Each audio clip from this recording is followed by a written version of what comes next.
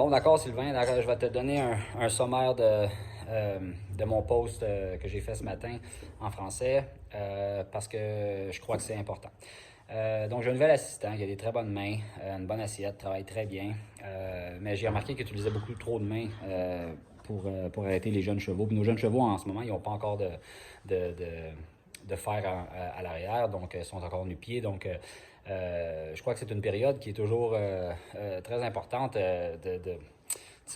d'encourager les jeunes chevaux à utiliser leur arrière plutôt que les pattes avant pour s'arrêter, surtout à cet âge-là, là, où est-ce que les os, les joints sont en développement.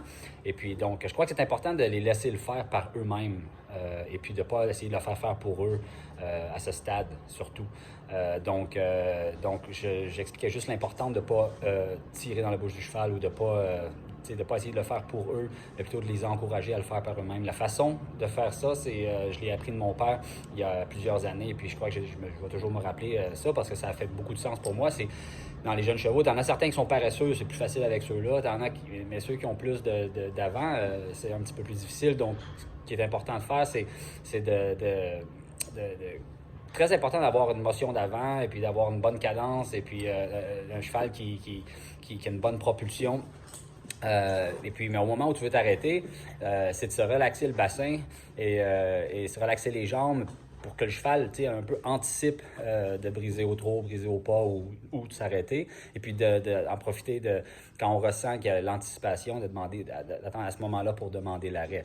Et puis, de cette façon, sans utiliser les mains, sans tirer dans la bouche du cheval, de cette façon-là, on encourage le cheval à utiliser l'arrière, et puis de conserver sa motion avant dans ses pattes avant, et puis de rester loose dans ses épaules, et puis de développer ça en un arrêt en glissade quand éventuellement on aura les fers à l'arrière.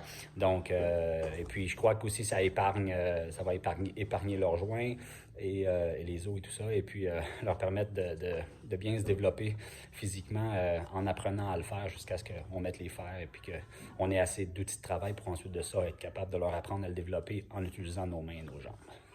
Merci.